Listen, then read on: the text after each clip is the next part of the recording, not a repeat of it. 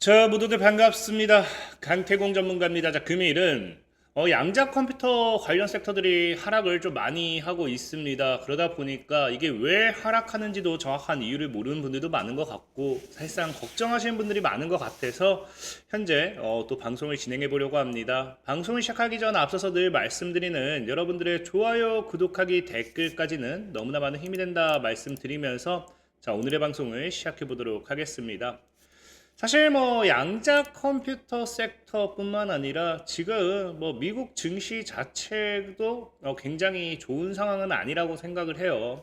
다만 지금 어제 같은 경우도 여러분들 보면 알겠지만 일단은 CPI 지수가 발표가 되었죠. 그래서 CPI 지수 역시도 예상치를 상회하게 되면서 굉장히 안 좋은 흐름을 보여주고 있는데, 그나마 다행이라는 거는 이제 개별 섹터 종목들은 하락을 하고 있겠지만 현재 뉴욕 증시 자체 이 CPI 지수가 굉장히 안 좋게 나왔음에도 증시 자체는 크게 밀리지 않았다라는 겁니다.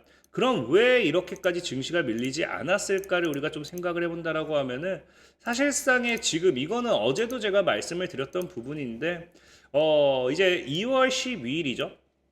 2월 10일 어제 오전에 나왔던 거고요. 그러니까 사실상 CPI 지수가 발표가 되기 전에 이야기가 나왔던 거예요. 그래서 파월이 뭐라고 이야기하느냐? 미국의 경제가 너무나도 강하기 때문에 금리 인하를 굳이 지금 서두를 필요는 없다라고 이야기를 했다라고 했죠. 그렇기 때문에 사실상의 지금 이 CPI 지수와 PPI 지수 발표를 앞두고 이런 발언을 했다라는 거는 이미 CPI 지수 및 PPI 지수가 좋게 나오지 않을 거라는 거를 어느 정도 반영한 게 아닌가. 그렇기 때문에 사실 미국 증시 자체는 크게 하락을 하지 않았다라고 좀 생각할 수 있습니다.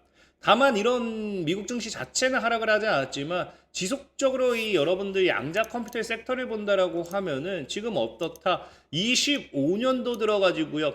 적게는 마이너스 아이온큐가 제일 적게 빠졌어요. 이제 25년도 1월 25년도 스타트 기준으로 해서 고점 대비해서 마이너스 한 11%, 약 12% 하락했고요.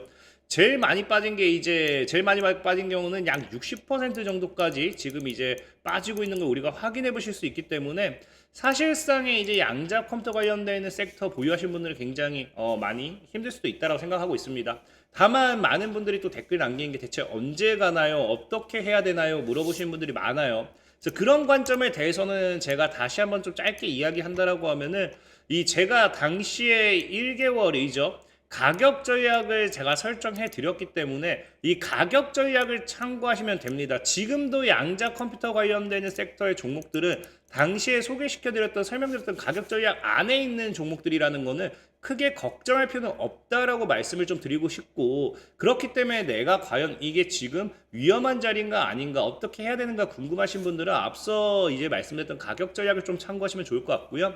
자, 어쨌든 제일 중요한 지금 시장에서 양자 컴퓨터가 왜 이렇게까지 많이 빠지는가를 놓고 본다라고 하면은, 사실 얼마 전에도 이야기를 하긴 했어요. 많은 분들이 오해하고 있는 게 이 아마존이라는 기업이 뭐한다. 아마존이라는 기업이 지금 이제 가지고 있던 아이온큐의 지분을 가지고 있던 280만 주를 이제 내다 전량 매도를 했다라는 거예요. 사실 이 부분을 전량 매도를 한다라는 거는 특정 누군가가 이제 판다.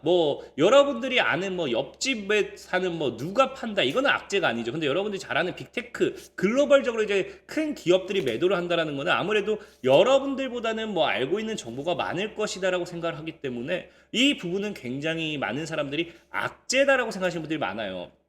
근데 문제는 뭐냐고 하면은, 사실 아마존이라는 그룹만 봤을 때 이 주가를 내다 판 거는 악재로 받을 수도 있습니다. 근데 문제는 이게 이 아마존이 내다 판 거에서 끝나는 게 아니라 지금 뭐 하고 있다. 지금 실질적으로 이제 뱅가드라든지 블랙록이라든지 이 실질적인 아마존의 물량을 받아주고 있다라는 거예요.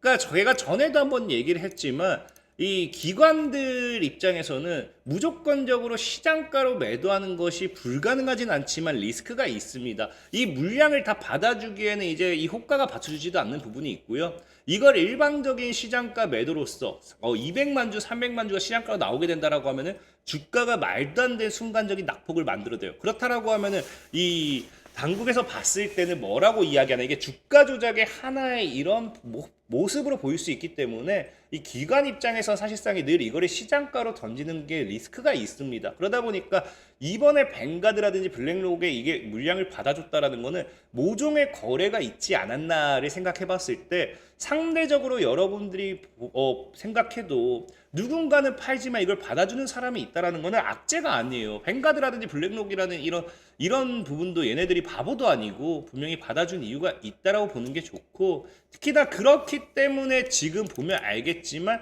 이 아이온큐라는 이 기업의 기관 물량, 그러니까 이 전체적인 이제 기관 포지션의 물량을 봤을 때 뭐합니다. 전체 거래 이미 40%가 넘어가고요. 이번에 실질적인 아마존의 매도 물량이 나왔음에도 40% 위로 유지해 주는 것. 그러니까 전체 기관이 보유하고 있는 물량의 포지션 변화가 없는 걸 확인할 수 있겠죠. 그러니까 이 아마존이라는 기업 자체에 뭐가 된다? 매도 물량은 절대 악재가 아니라 볼 수 있는 거고요. 그리고 이제 그렇다라고 하면은 왜 현재 이렇게 아이온큐를 포함한 이런 양자 컴퓨터가 하락을 하느냐를 나타놓고 본다라고 하면은 이 아이온큐가 사실은 양자 컴퓨터의 대장주격입니다. 그러다 보니까 여러분들 알다시피 우리나라 기업이 2차 전지도 그렇고 반도체도 그렇고 삼성전자가 3% 밀린다라고 하면은 반도체 관련된 섹터들은 20% 이상 그 저가 스모크 종목들 30% 이상 밀려도 사실 할 말이 없을 만큼 원래 대장주는 이 상한가 폭도 그렇고요. 하한가 폭도 크게 차이가 나지 않아요. 그러다 보니까 아이온큐 같은 경우는 지금 이제 대장주로서 이제 어느 정도 올라가는 추세였는데, 아까 기관 물량이 40%라고 했잖아요. 근데 기관 물량을 제외하고 나서도 뭐 여러분들 흔히 잘 아는 대주주, 일반 우리가 모르는 여기에 이제 나와 있지 않는 대주주들 지분이 있을 겁니다. 이런 것들만 다 모은다 하더라도 적어도 제가 보는 관점에는 50%까지 비중은 아이온큐가 잠긴 물량이라 보는 게 맞아요. 근데 여기서 가장 큰 문제가 뭐냐? 전에도 한번 얘기했지만 그 50%를 제외하고 나머지 30%가 넘어가는 비중을 누가 가지고 있다? 이제 서학개미가 가지고 있다라는 거예요. 그러니까 철저하게 최근에 이제 뭐 했어요? 미국 증시가 좋지 못했잖아요. 사실 미국 증시뿐만 아니라 전 세계적으로서 이제 관세 관련되는 리스크라든지 금리 인하에 대한 불확실성이라든지 이런 것들이 증시에 반영이 되면서 많은 개인 투자들, 특히나 서학개미 투자자들에게 굉장히 공포감을 불러일으키기는 충분했다라는 거예요.